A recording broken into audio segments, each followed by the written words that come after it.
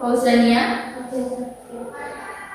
Vina, Hansa, Naila, Mila, Siti Nur.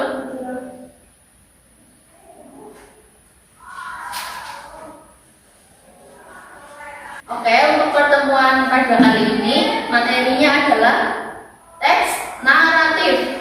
Apa? Jadi pengertiannya, teks naratif adalah karya yang menceritakan serangkaian peristiwa secara kronologis atau utuh, baik berupa fakta, non-fiksi maupun fiksi atau imajinasi.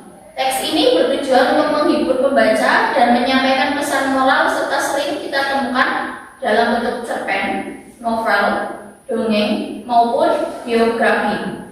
Yang sering kalian baca itu dari keempat itu apa? Cerpen, novel, dongeng, atau biografi? Novel ya. Itu kan kadang novel kebanyakannya diangkat, ada yang dari kisah nyata gitu ya, atau dari imajinasi. Mungkin kayak imajinasi seperti kuda yang bisa terbang atau bagaimana, itu namanya imajinasi. Kalau fakta itu bisa berupa kisah cerita hidup seseorang yang dikisahkan di novel. Teks naratif atau narasi berfokus pada 5 elemen utama dan 4 struktur dasar dalam menyusun sebuah cerita. Unsur-unsur pembentuk teks narasi itu ada tema, latar, alur, penokohan, dan sudut pandang. Tema itu apa? Gagasan pokok, betul sekali. Gagasan pokok atau ide dasar yang mendasari suatu cerita. Biasanya tema itu apa aja? Romansa, bisa betul temanya. Kemudian petualang, bisa jadi. Horor, ya genre horor temanya bisa. Terus keberanian, gitu ya, itu namanya tema. Kemudian latar atau setting, keterangan mengenai ruang tempat, waktu, suasana terjadinya peristiwa. Misal latar tempat itu di mana? Di sekolah, betul sekali. Mungkin ceritanya tentang anak sekolah ya.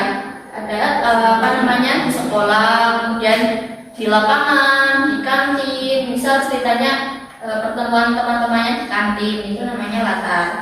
Kemudian waktu bisa jadi pagi hari. Latarnya tempatnya di kantin, waktunya pagi hari. Suasananya bahagia gitu.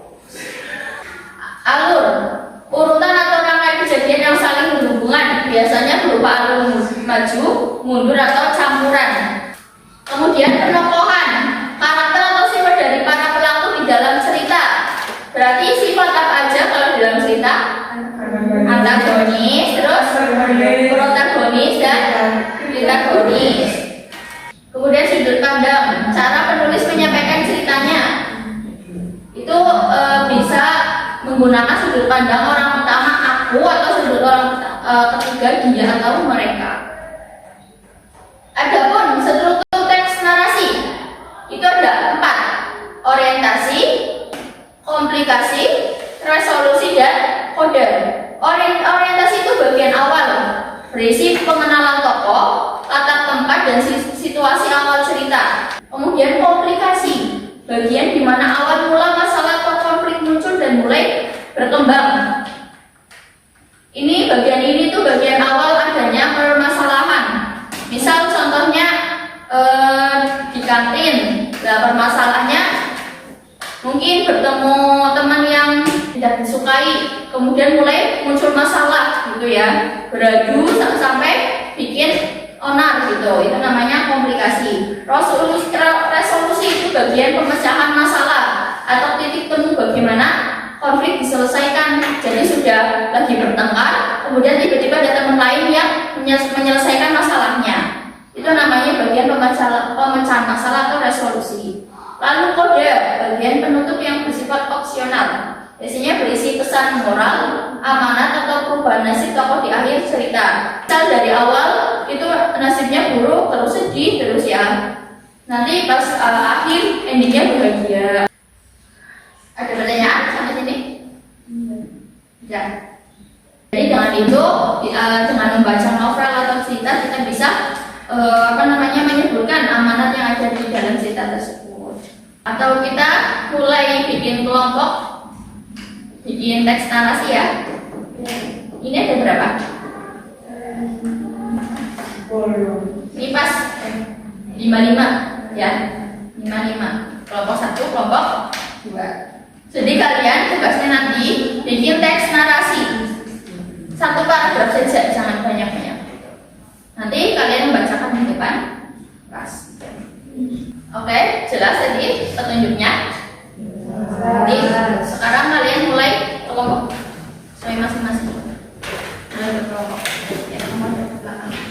Sudah, silakan kalian bacakan sekarang. Tahu ada pertanyaan? Ada. Kelompok 1 silakan.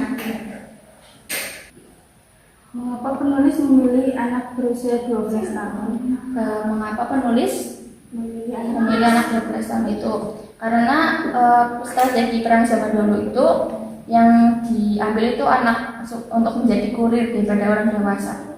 Supaya apa? Supaya dia tidak terlalu jelas bahwa itu adalah musuh gitu. Jadi mengambilnya itu anak. Dan kenapa penulis mengambil anak juga itu biar supaya ceritanya lebih dramatis, lebih mencengangkan gitu, dibaca oleh dibaca oleh para pembaca gitu. Terima kasih, Bu. Udah. Kerjakan ya. Terima kasih, Bu. Ya. Kelompok 2 ada pertanyaan. Aku tadi lupa buat pengertian alur, latar, sama penokohan. Untuk alur itu urutan kejadian cerita. Jadi alurnya itu alur maju, alur mundur atau alur campuran. Nanti pas kalian baca itu udah kelihatan alur maju atau alur mundurnya. Terus untuk latar itu keterangan mengenai tempat, ruang, sama suasana, waktu. Jadi tempat itu di mana, kemudian waktunya itu apa? Misal contoh ya, waktunya pagi hari atau siang hari, itu kalian tulis. Misal waktunya siang hari, ya kalian tulis siang hari. Kemudian untuk suasana, itu ceritanya suasananya apa? Menyedihkan atau menegangkan atau kebahagiaan. Kalian tulis suasana bahagia atau suasana sedih. Untuk penokohan, itu penokohan nama lainnya itu watak. Watak ceritanya itu apa? Contohnya protagonis atau antagonis atau protagonis. Protagonis itu baik, antagonis itu jahat gitu ya. Ada lagi? Cukup. Terima kasih. Oke. Sekarang kalian mengajarkan. Sudah semuanya? Sudah. Kelompok 1 sudah siap? Sudah. Kelompok 2? Yang mau maju dulu kelompok berapa? Kelompok 1 ya, boleh. Silakan ceritanya sama sekalian jawabnya. Perkenalkan, kami dari kelompok 1 akan membacakan cerita pendek yang berjudul Korek Cilik Merdeka.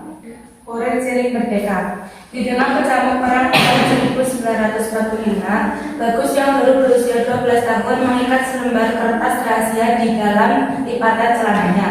Tugasnya berat, mengantarkan pesan strategi dari markas pusat ke pasukan gerilya di seberang sungai. Malam itu, hujan turun deras, membuat jalanan tanah menjadi panjang. Bagus melompat ke dalam sungai yang deras dan berenang sekuat tenaga menembus kegelapan. Esok paginya, pesan itu berhasil sampai ke tangan komandan gerilya dengan selamat, menyelamatkan seluruh desa dari kepungan musuh. Jawaban dari soal tadi. Tokoh Bagus pemberani, bertanggung jawab, dan rela berkorban. Sementara musuh waspada dan agresif. Latar: tempat semak-semak tinggi sungai dan dalam sungai. Waktu malam hari tahun 1945. Suasana tegang, mencekam, dan hujan deras. Kemudian amanatnya ada. Amanat: jangan pernah menyerah dalam mengemban tanggung jawab demi kepentingan orang banyak atau negara, meskipun harus menghadapi bahaya besar. Ya, betul sekali, tepuk tangan. Ceritanya tadi yaitu berupa perjuangan yang melawan musuh. Jadi situasinya menegangkan dan amanatnya. Jadi Jangan pernah menyerah dalam mengemban tanggung jawab demi kepentingan orang banyak atau negara, meskipun harus menghadapi bahaya besar. ya betul sekali, kita Jadi tokoh bagus itu mementingkan kepentingan orang banyak daripada kepentingan pribadi. Terima kasih kelompok 1. Waalaikumsalam warahmatullahi wabarakatuh.